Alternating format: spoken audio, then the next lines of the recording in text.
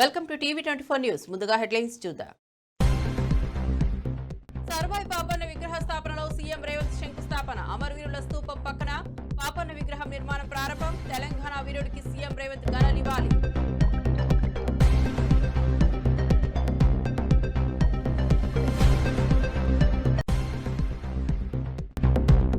రామంతాపూర్ ప్రమాదంలో గాయపడిన వారిని పరామర్శించిన మంత్రి. క్షతగాత్రుల ఆరోగ్యంపై వైద్యులతో సమీక్ష చేసిన శ్రీధర్ బాబు. రామంతాపూర్ బాధితులకు ప్రభుత్వం అండగా ఉంటుందని హామీ.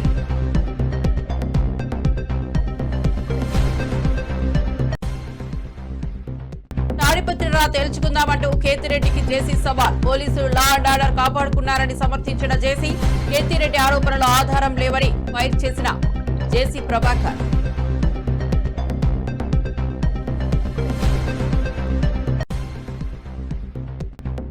అమరావతి మునిగిపోతుందన్న విష ప్రచారంపై ఉమా తీవ్ర విమర్శలు. శ్రీశక్తి పథకాలతో జగన్ అసహనం మొదలైందని ఉపా వ్యాఖ్యలు. అమరావతిపై సత్య ప్రచారం చేస్తే ప్రజలు క్షమించారని హెచ్చరిక.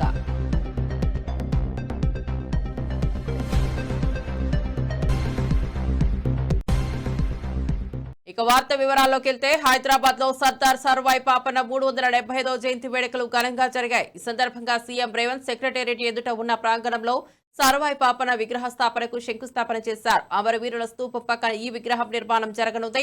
కార్యక్రమానికి డిప్యూటీ సీఎం బట్టి విక్రమార్క, టీపీసీసీ అధ్యక్షుడు మహేష్ కుమార్ గౌడ్, మంత్రులు, ఎమ్మెల్యేలు, ఎమ్మెల్సీలు, కార్పొరేషన్ చైర్మన్లు, బీసీ సంఘ నాయకులు పాల్గొన్నారు. సర్దార్ పాపన్న త్యాగాలను స్మరించుకోవడం తెలంగాణ ప్రజలకు గర్వకారణమని సీఎం అన్నారు. పాపన్న విగ్రహం ఏర్పాటుతో భవిష్యత్ తరాలకు స్ఫూర్తి లభిస్తుందని రాష్ట్ర ప్రభుత్వం భావిస్తోంది.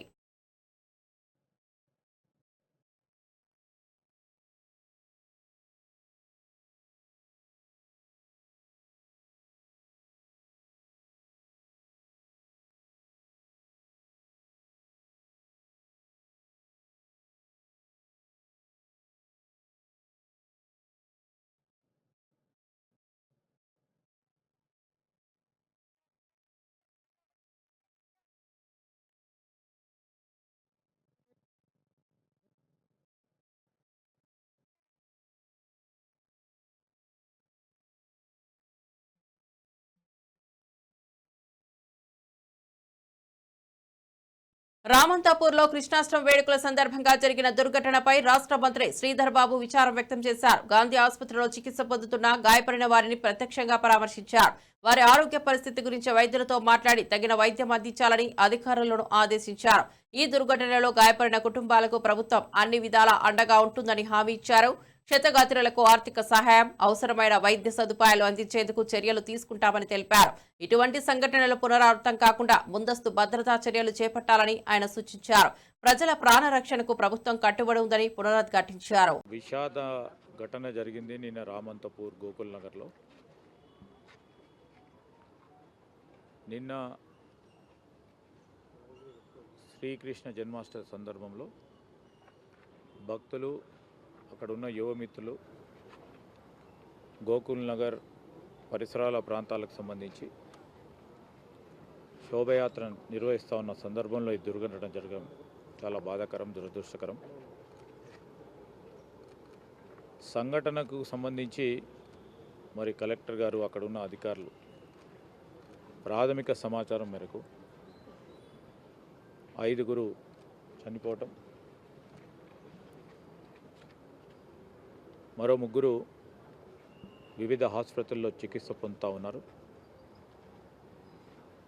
ఆ 3 కూడా స్థిరంగా ఉన్నారని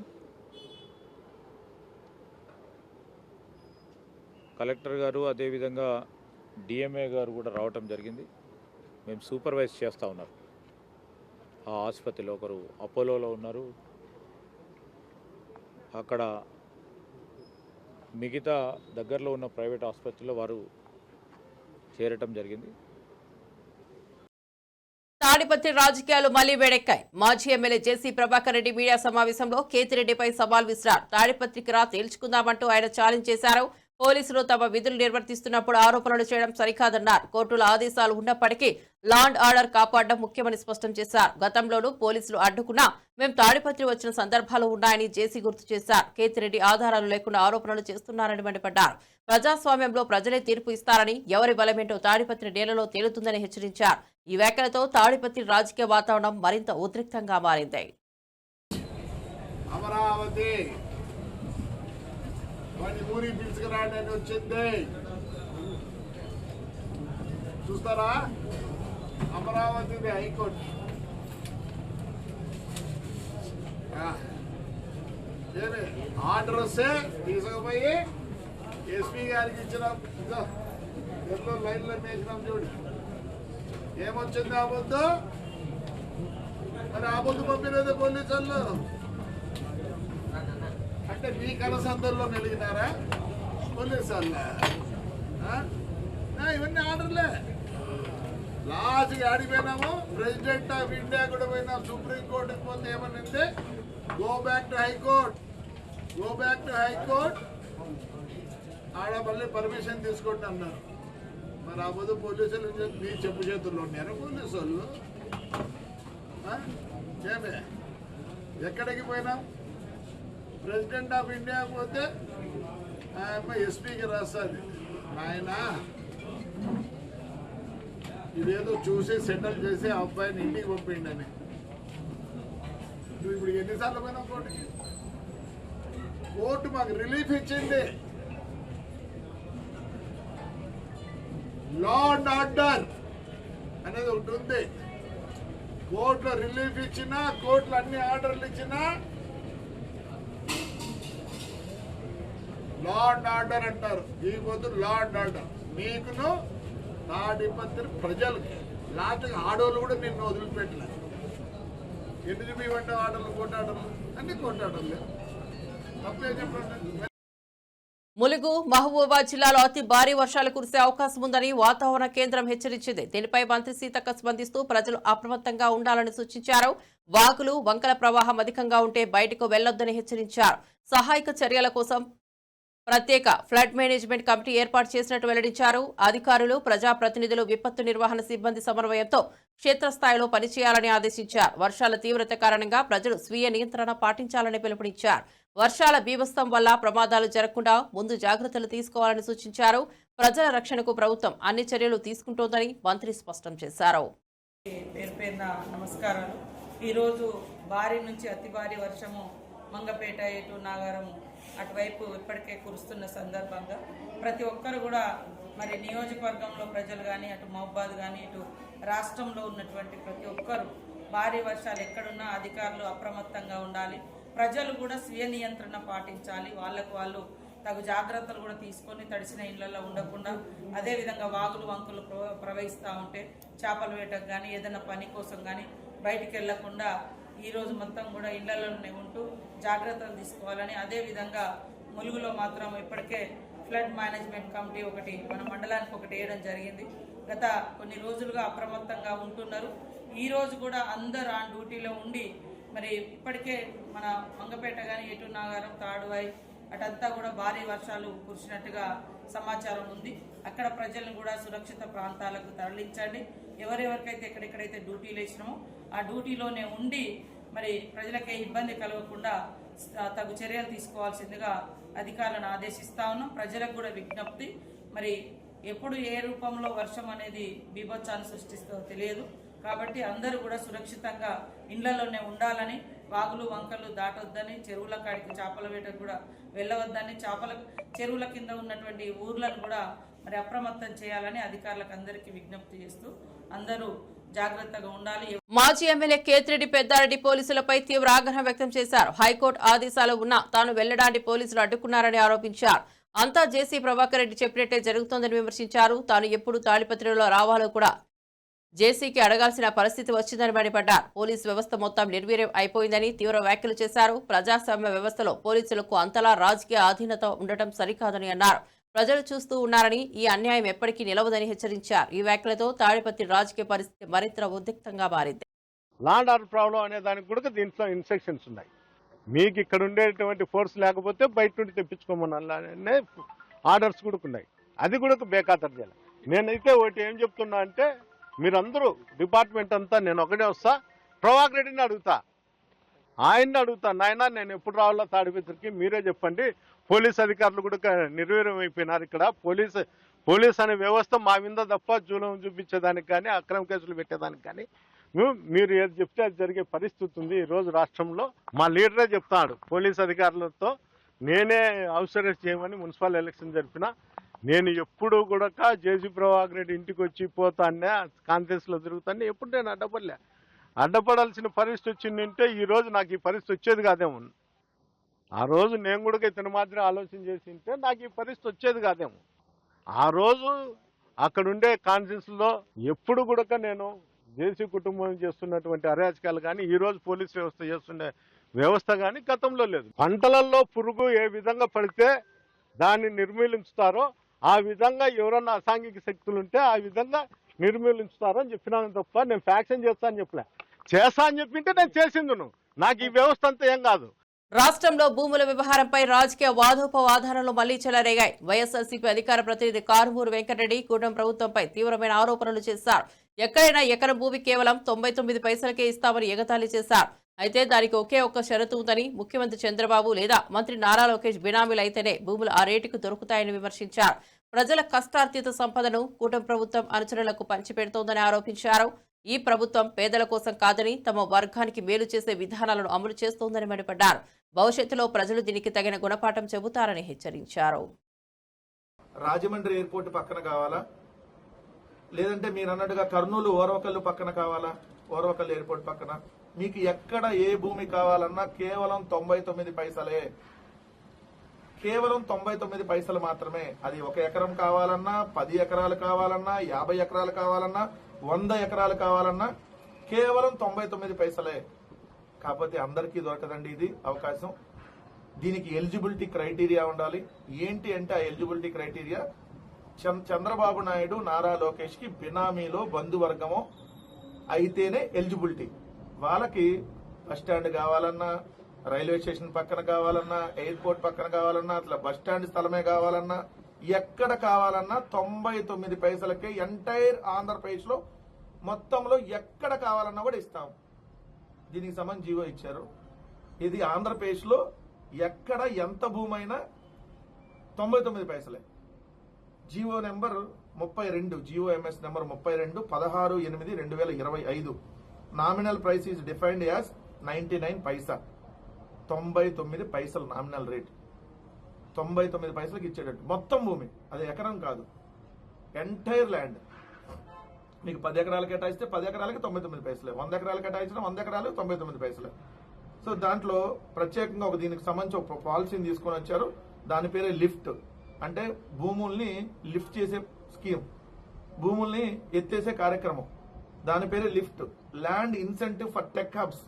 లిఫ్ట్ పేరుతో ప్రత్యేక పాలసీని తీసుకొని వచ్చి ఊరు పేరు లేనటువంటి వరుస కంపెనీలాగా ఎట్లా ఉన్నాయో అలాంటి కంపెనీలకి 99 పైసలకి దోచిపెట్టడం కోసం కొత్తగా ఫార్చ్యూన్ 500 యూరప్ అనేది చెప్పి దాంట్లో ఉన్నటువంటి కంపెనీలకు 500 కంపెనీల్లో ఉంటే ఇస్తామని చెప్పారు. దాంట్లో అసలు 500 కంపెనీలు ఐటీకి సంబంధం లేని కంపెనీలు చాలా ఉన్నాయి, నాన్ ఐటీ సెక్టార్ కంపెనీలు లైక్ రియల్ ఎస్టేట్ ఇవన్నీ. సో దాంట్లో సింగపూర్, స్విట్జర్లాండ్ కి సంబంధించినటువంటి 36 కంపెనీలు ఏదైతే ఉన్నాయి దాంట్లో, అంటే ఎలా వాళ్ళు దోచిపెట్టేటటువంటి కార్యక్రమం చేస్తున్నారు అనే దానికి ఇది ఒక ఎగ్జాంపుల్ కదా. మొన్నటికి మనం చూస్తే ఏఎన్ఎస్ఆర్ అని చెప్పి బెంగళూరుకు సంబంధించినటువంటి ఏదైతే ఒక సంస్థకి 10 ఎకరాలు విశాఖపట్నం మధురవాడలో మధురవాడ ఐటీ హిల్స్ నెంబర్ 3లో 2.5 ఎకరాలు, నెంబర్ 4లో 7.29 ఎకరాలు, మొత్తంగా 10 ఎకరాల 29 సెంట్లు. 10 ఎకరాల 29 సెంట్లు కేవలం 99%. ఎంటైర్ ల్యాండ్ ఆఫ్ 10 ఎకరాస్, దాదాపు ఎకరం 100 కోట్ల పైన ఉంటుంది. అక్కడ ఏఎన్ఎస్ఆర్ అనే సంస్థకి అప్పచెప్పారు. అలానే చూస్తే కపిల్ చిట్ ఫండ్స్ వాళ్ళకి ఇదైతే ఎకరం 1.5 కోటికి ఇచ్చారు. బట్ కపిల్ చిట్ ఫండ్స్ అనే వాళ్ళు వచ్చి రెసిడెన్షియల్ ప్రాజెక్ట్ కడతారంట అక్కడ. దానికి అక్కడ 50 నుంచి 60 కోట్లు ల్యాండ్ వాల్యూ ఉంటే 50 నుంచి 60 కోట్లు, దాదాపు 70 నుంచి 100 కోట్లు ఉంది. అట్లానే సత్వా రియల్ ఎస్టేట్.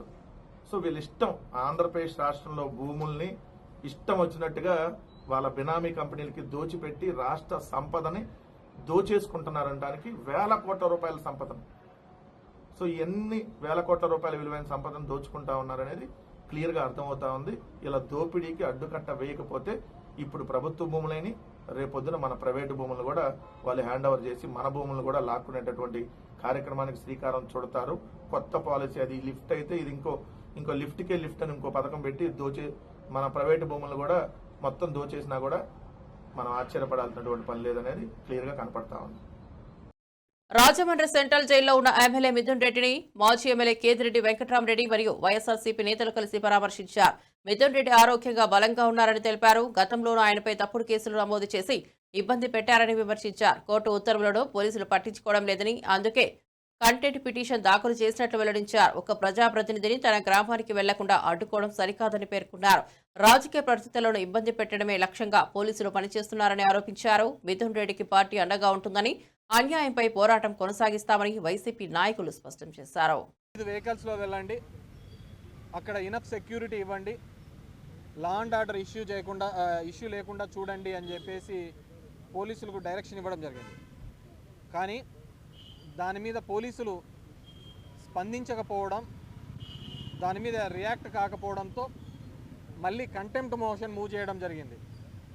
కంటెంప్ట్ కూడా గౌరవ హైకోర్టు వాళ్లకు ఇది చాలా తప్పు. డెమోక్రటిక్ నేషన్లో, ప్రజాస్వామ్య దేశంలో ఉన్నప్పుడు ప్రతి పౌరుడికి కూడా వాళ్ళ ఊరికి వెళ్ళడానికి, దట్టు ఒక ఎక్స్ఎమ్మెల్యేని ఊరికి వెళ్లకుండా నిర్బంధించడం తప్పు అని చెప్పేసి 3 రోజుల కింద కంటెంప్ట్ మీద మళ్ళీ వాళ్ళను మందలిస్తూ ఆర్డర్ ఫ్రేమ్ చేసి ఈరోజు 10 నుంచి 11 లోపల మామూలుగా పెద్దారెడ్డి గారికి గతంలో ఇచ్చిన ఆర్డర్లో మీరు ఎప్పుడు వెళ్తే అప్పుడు ఎస్పీకి చెప్పమని చెప్పడం జరిగింది.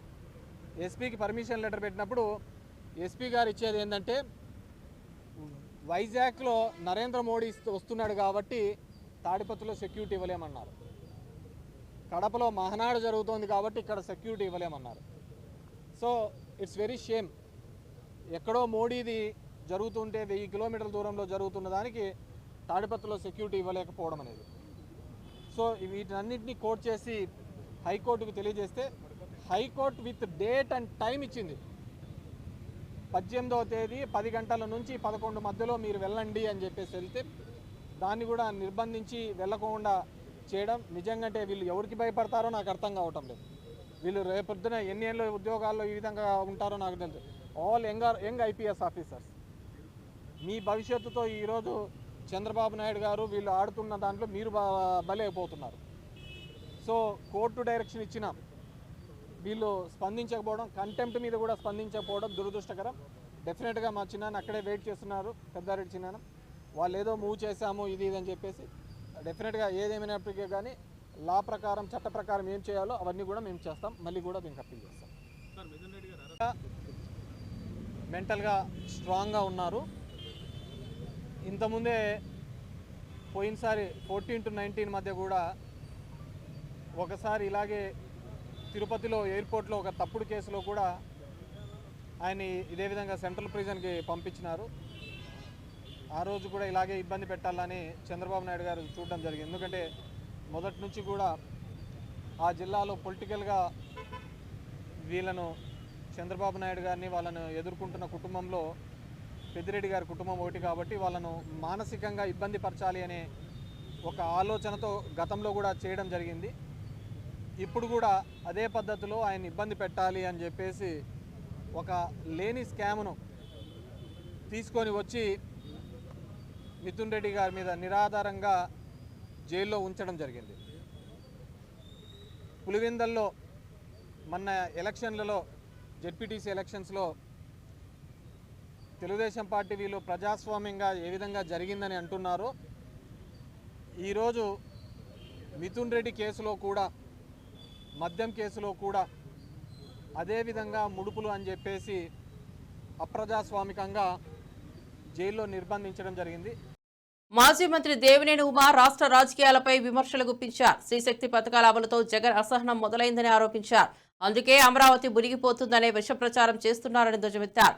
ప్రజల భవిష్యత్తుతో ఆటలాడుతున్న జగన్ను ప్రజలు క్షమించరని తెలిపారు. అమరావతిపై అసత్య ప్రచారాలు చేస్తే ప్రజలు హర్షించరనే విషయాన్ని గుర్తుంచుకోవాలని హెచ్చరించారు. రాజధాని అమరావతి నిర్మాణంపై ప్రభుత్వం దృఢంగా ఉందని స్పష్టం చేశారు. పథకాల ద్వారా మహిళలకు అండగా నిలుస్తున్న ఈ ప్రభుత్వంపై తప్పుడు ఆరోపణలు చేయడం రాజకీయ కక్ష తీర్చుకోవడమేనని మండిపడ్డారు. ప్రజాస్వామ్యంలో ప్రజలే తుది నిర్ణయం చెబుతారని ఆయన పునరుద్ఘాటించారు.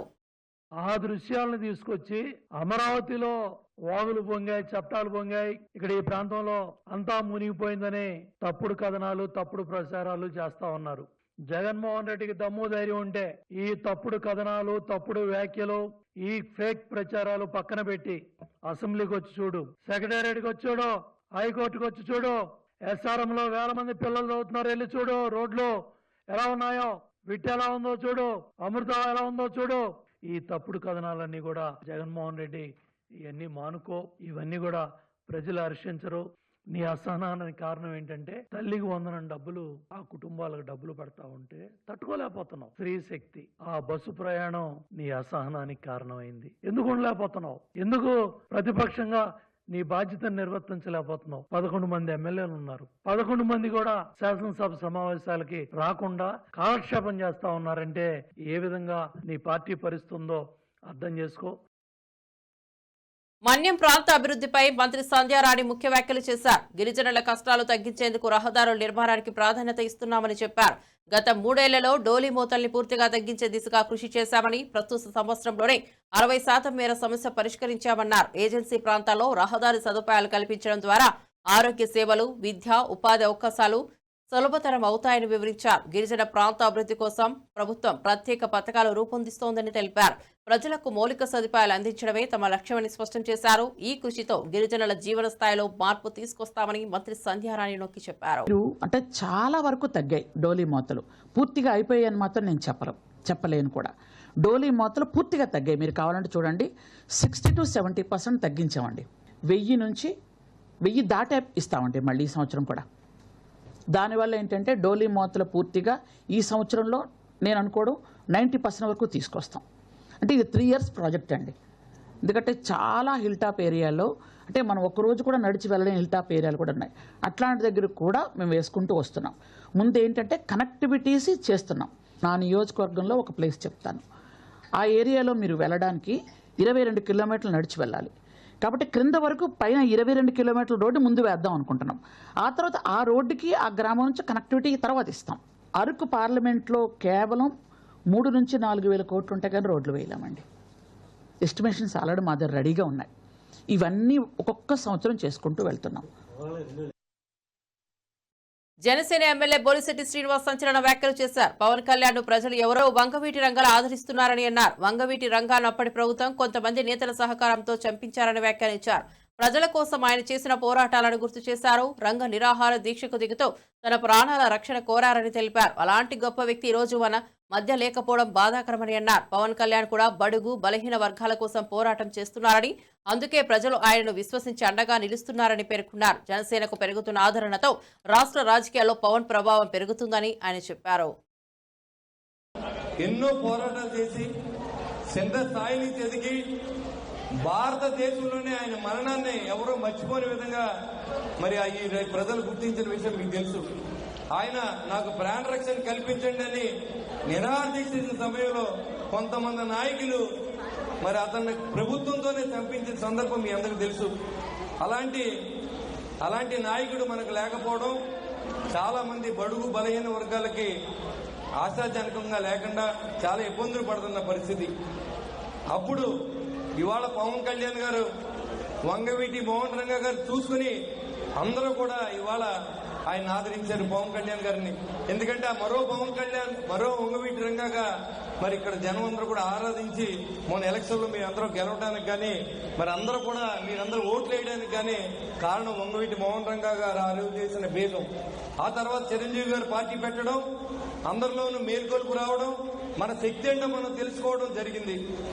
రంగా గారిని కనుక మరి ఆయనతో మేము ట్రావెల్ చేసిన వ్యక్తులం. ఆయన చెర్లూరుపేటలో జైల్లో ఉన్నప్పుడు దాదాపుగా విజయవాడ నుంచి 100 బుల్లెట్లతో ఆయన ఎస్కాట్ చేసి తీసుకెళ్ళాం. 10 రోజులు చెర్లూరుపేటలో ఉన్నా నేను జైల్లో చంపేస్తారంటే అలాంటి వ్యక్తిని పోగొట్టుకోవడం చాలా దురదృష్టకరం. మరి ఆయన పోయి 40 సంవత్సరాలు, 4 దశాబ్దాలు అయినా అవుతుంది దగ్గరగా. అయినప్పుడు కూడా ఆయన మర్చిపోకుండా ఇప్పుడున్న యువత అందరూ కూడా కులాలకి మతాలకి సంబంధం లేకుండా ప్రతి గ్రామాన్న విగ్రహాలు పెట్టడం. భారతదేశ చరిత్రలో అంబేద్కర్ గారి తర్వాత అన్ని విగ్రహాలు ఉన్న వ్యక్తి, ఒక సామాన్య వ్యక్తి, ఒక వంగవీటి మోహన్ రంగ చెప్పడం అత్యంత. మరి అలాంటి వ్యక్తి విగ్రహావిష్కరణ చేసే అవకాశం నాకు అన్నగారు లాంటి వ్యక్తి. ఎందుకంటే ఆయనతో మాకు కొంత తోటగోపి నేను కూడా ఎక్కువ ఆయనతోని. మాజీ మంత్రి వైఎస్ఆర్సీపీ అనకాపల్లి జిల్లా అధ్యక్షుడు గుడివాడ అమర్నాథ్ విశాఖ స్టీల్ ప్లాంట్ ప్రైవేటీకరణపై కూటమి ప్రభుత్వాన్ని తీవ్రంగా తప్పుపట్టారు. వైఎస్ఆర్ కాంగ్రెస్ పార్టీ హయాంలో స్టీల్ ప్లాంట్ ప్రైవేటీకరణ జరగకూడదని జగన్మోహన్ రెడ్డి ప్రధాని ముందే ధైర్యంగా చెప్పారని గుర్తు చేశారు. కూటమికి ఓటేయడం అంటే ప్రైవేటీకరణను ఓటేయడమేనని జగన్ అప్పుడే హెచ్చరించారని తెలిపారు. కానీ ఇప్పుడు కూటమి పాలనలో 32 డిపార్ట్మెంట్లను ప్రైవేటీకరణ చేసే ప్రయత్నాలు జరుగుతున్నాయని ఆరోపించారు. గత 14 నెలల్లో కార్మికులను తొలగిస్తూ ప్లాంట్ను నిర్వీర్యం చేశారని విమర్శించారు. కార్మికుల భవిష్యత్తును కాపాడాలంటే ప్రజలు ఈ కుట్రను అడ్డుకోవాలని పిలుపునిచ్చారు. చేస్తూ అడుగులు వేస్తున్నటువంటి విషయాన్ని మనం చూసాం. దానికి సంబంధించినటువంటి వివిధ విభాగాలకు సంబంధించినటువంటి ఎక్స్ప్రెషన్ ఆఫ్ ఇంట్రెస్ట్లు ఇవన్నీ కూడా ఈ 32 డిపార్ట్మెంట్లకు సంబంధించినటువంటి ఎక్స్ప్రెషన్ ఆఫ్ ఇంట్రెస్ట్కి ఇచ్చినటువంటి ఏవైతే ఈ నోటీసులు, ప్రతి డిపార్ట్మెంట్కి సంబంధించినటువంటి నోటీసు 16/8/2025 అంటే నిన్న కాక మొన్న రాత్ర ఇష్యూ చేస్తూ ఇచ్చినటువంటి నోటీసులు ఇవి. పూర్తిగా అన్ని విభాగాల్ని అనుకుంటా 2021 జనవరిలో ఏ రోజైతే ఆ రోజు కేంద్ర ప్రభుత్వం తీసుకున్నటువంటి డిస్ఇన్వెస్ట్మెంట్ ప్రైవేటీకరణ నిర్ణయం ఏదైతే ఉందో ఆ రోజు నుంచి ఆ రోజు మేము అధికారంలో ఉన్నప్పుడు పూర్తిగా వ్యతిరేకిస్తూ జగన్మోహన్ రెడ్డి గారి నాయకత్వంలో ఎట్టి పరిస్థితుల్లో ప్రైవేటీకరణ చేయడానికి వీల్లేదు అని చెప్పి ఆ రోజు కేంద్ర ప్రభుత్వాన్ని నేరుగా ప్రధానమంత్రి గారు విశాఖపట్నం వస్తే విశాఖపట్నంలో ప్రధానమంత్రి గారు మాట్లాడినటువంటి వేదిక మీద ప్రజలను ఉద్దేశిస్తూ ఆ రోజు ముఖ్యమంత్రిగా ఉన్నటువంటి జగన్మోహన్ రెడ్డి గారు చెప్పినటువంటి మాటలు, ముఖ్యంగా పోరాట కమిటీ ఏదైతే ఉందో పోరాట కమిటీ తీసుకున్నటువంటి ఏ నిర్ణయాన్నైనా, పోరాట కమిటీ ఏ పోరాటం చేస్తామన్నా సరే ఆ రోజు ప్రభుత్వంలో ఉన్నటువంటి జగన్మోహన్ రెడ్డి గారు వైఎస్ఆర్ కాంగ్రెస్ పార్టీ ప్రతి పోరాటానికి మద్దతిస్తూ ప్రతి పోరాటంలో పార్టిసిపేట్ చేస్తూ లా అండ్ ఆర్డర్ పరంగా ఏ రకమైనటువంటి ఇబ్బంది రాకుండా వారికి సహకరిస్తూ దాదాపు మేము అధికారంలో ఉన్నటువంటి 2024 జూన్ వరకు అధికారంలో ఉన్నటువంటి ప్రతి సందర్భంలో కూడా వారికి సహకరిస్తూ వారి టెంట్ వేస్తే బీసీల అభ్యున్నతే ముఖ్యమంత్రి రేవంత్ రెడ్డి లక్ష్యమని టీపీసీసీ కల్లుగీత విభాగం చైర్మన్ శ్రీ కె నాగరాజు గౌడ్ అన్నారు. వెనుకబడిన వర్గాల హక్కుల కోసం తీసుకున్న చర్యలో బీసీ బిల్లు రూపకల్పన ఒక చారిత్రాత్మక నిర్ణయమని తెలిపారు. తెలంగాణలో అన్ని వర్గాల అభివృద్ధి కోసం సీఎం కృషి చేస్తున్నారని ఆయన ప్రశంసించారు. బీసీల సాధికారత కోసం ప్రత్యేక విధానాలు అమలు చేయాలని సీఎం చూపుతున్న కట్టుబాటుకు కృతజ్ఞతలు తెలిపారు. ఈ బిల్లు రాబోయే తరాలకు స్ఫూర్తిగా నిలుస్తుందని చెప్పారు. వెనుకబడిన వర్గాల అభివృద్ధి రాష్ట్ర పురోగతికి మూల స్తంభమని వ్యాఖ్యానించారు. రేవంత్ రెడ్డి నాయకత్వంలో బీసీ వర్గాల కలల్ని నెరవేర్చే దిశగా ప్రభుత్వం అడుగులు వేస్తోందని స్పష్టం చేశారు. ప్రత్యేక గౌడ సమాజం నుండి మిగతా కులాల నుండి అన్ని కులాల నుండి వారికి ప్రత్యేక ధన్యవాదాలు తెలుపుకుంటున్నాం. ముఖ్యంగా అనేక సంవత్సరాల నుండి కూడా ఆనాడు ఆంధ్ర పాలకుల్లో చాలామంది కూడా విగ్రహాలు ట్యాంకు బండి మీద అనేక మంది ఉన్నా కూడా తెలంగాణ ప్రాంతంలో ఉన్నటువంటి చాగలి ఐలమ్మ కానీ సర్దార్ సర్వాయి పాపన్న కానీ కొమరం భీము కానీ అనేక మంది యొక్క త్యాగదనుల యొక్క అక్కడ విగ్రహాలు లేవని చెప్పి అనేక పురాణాలు చేసినటువంటి వ్యక్తులు ఉన్నారు. గతంలో తెలంగాణ వాదం తీసుకున్నటువంటి కేసీఆర్ గారు కూడా ఆనాడు తెలంగాణ వచ్చిన తర్వాత ఈ ట్యాంకు బండి పైన ఏదైతే తెలంగాణ పోరాటంలో ఉన్నటువంటి వ్యక్తులను మర్చిపోయారు, వాళ్ళందరూ కూడా విగ్రహాలను పెడతామని చెప్పారు. కానీ మర్చిపోయినటువంటి చరిత్ర వారిది. ఏనాడైతే 18 నెలలు 20 నెలలు మాసాల్లోనే ట్యాంకు బండి పైన అనేక సంవత్సరాల నుండి కూడా అనేక సంఘాలు అనేక పార్టీలు కూడా ట్యాంకు బండి మీద సర్దార్ సర్వాయి పాపన్న విగ్రహం పెట్టాలనుకున్నారు. కానీ ఎవరికి సాధ్యం కాలే. ఈరోజు పిసిసి అధ్యక్షులుగా బొమ్మ మహేష్ కుమార్ గౌడన్న గారు మరియు రాష్ట్ర బీసీ రవాణా శాఖ మంత్రి వర్యులు పొన్నం ప్రభాకర్ అన్న గారు మధు యాస్కన్న గారు వీళ్ళందరూ కూడా ఆమదాల వలస నియోజకవర్గ ప్రస్తుత ఎమ్మెల్యే కూనా రవికుమార్ తనను లైంగికంగా వేధించారని ఎప్పటికప్పుడు రివ్యూలని తన ఇంటికి పిలిపించుకుని రాత్రి 10 గంటల 11 గంటల సమయంలో కూర్చోబెట్టేవారని, రాత్రి వేళలో వీడియో కాల్స్ చేసేవారని, ఫోన్ చేసి మానసికంగా శారీరకంగా వేధించేవారని, అప్పటికి కూనారవి మాటలు ఆమె వినకపోయేసరికి ఒకరోజు తన అనుచరులను పంపించి ఆమెను కూనారవి మాటలను వినాలని, వింటే నీకు ఎటువంటి ఇబ్బందులు ఉండవని, లేనిచో చాలా ఇబ్బందులు ఎదుర్కోవాల్సి ఉంటుందని హెచ్చరించారని, అయినప్పటికీ ఆమె కూనరవికి లొంగకపోయేసరికి రెగ్యులర్ పోస్టులో ఉన్న తనని ఆ పాఠశాల నుండి 150 కిలోమీటర్ల దూరంలో ఉన్న కంచిలి కేజీబీవీకి బదిలీ చేయడం జరిగిందని ఆమె వాపోయారు. నిజానికి ఒంటరిగా ఉన్న 35 ఏళ్ల ఒక దళిత మహిళ ఉపాధ్యాయురాల పట్ల ఇలా ప్రవర్తించడం చాలా దారుణమని, ఆ విషయంలో ఆమెకు వైఎస్ఆర్సీపీ అన్ని విధాలుగా తోడుగా నిలుస్తోందని, పార్టీ దళిత విభాగం కూడా తనకు తోడుగా ఉంటుందని చింతాడ రవికుమార్ అన్నారు. కంచిలి కేజీబీవీకి ట్రాన్స్ఫర్ చేశారని, నేనే గాని తను అనుకున్న తను ఏదైతే కోరుకుంటున్నాడో తనకు లొంగిపోయి ఉంటే నేను మళ్ళీ అదే ప్లేస్ లో ఉండేదాన్నని, నేను అలాంటి అమ్మాయిని కాదని, అలా నేను చేసుంటే నాకు ఈ వేధింపులేవి ఉండేవి కాదని చెప్పేసి ఆవిడ క్లియర్ గా అనేక మీడియా సమావేశాల్లో చెప్పడం జరిగింది. ఈ 2-3 రోజులు మీరందరూ చూశారు. నేను ఒక్కటే సూటిగా ప్రశ్నిస్తున్నాను ఆయన కోన రవికుమార్ గారిని. ఆవిడ ఏదో కుటుంబ సమస్యలతో ఒంటరిగా ఉంది. ఒంటరి మహిళ, దళిత మహిళ, 33 సంవత్సరాలు ఏజ్ ఉన్న ఆవిడ. నీ కూతురు వయసు నీకు 57 సంవత్సరాలు, 57-58 సంవత్సరాలు. నీ కూతురు వయసు ఉన్న ఆవిడ. ఆవిడతో ఇలా ప్రవర్తించడం ఇది సబబేనా? ఇది మంచి చర్యేనా? ఆవిడ రాత్రి 10-10:30 వరకు మీ ఆఫీసులో ఉంచి రివ్యూలు ఏంటండి? లేడీస్ ని, ఉద్యోగుల్ని రాత్రి 10-10:30 వరకు ఉంచి రివ్యూలా? రాత్రి మీద కాల్ చేసి వీడియో కాల్లా? వీడియో కాల్ చేస్తే రివ్యూనా? వీడియో కాల్ చేయాలా? రివ్యూ చేయాలంటే మామూలు కాల్ చేయొచ్చు కదా, గ్రూప్ కాల్ చేయొచ్చు కదా, వాయిస్ కాల్ చేయొచ్చు కదా. వీడియో కాల్ చేయడం ఏంటి? నీకు ఏం అవసరం వచ్చింది రాత్రి మీద వీడియో కాల్ చేసి? ఆ ఫోటోలు చూడండి. వాళ్ళు నైటీలతో ఉంటే వాళ్ళని వీడియో కాల్ పెట్టేసి ఈయన ఒక పక్క, వాళ్ళు ఒక పక్క. వాళ్ళ కింద ఉన్న వాళ్ళంట వీడియో కాలే సార్ చేయమన్నారని చెప్పడం అంట. ఎందుకోసం అది ఆవిడ తప్పు చేస్తుంటే అధికారులు అడగాలి. ఎమ్మెల్యేకి ఏం సంబంధం?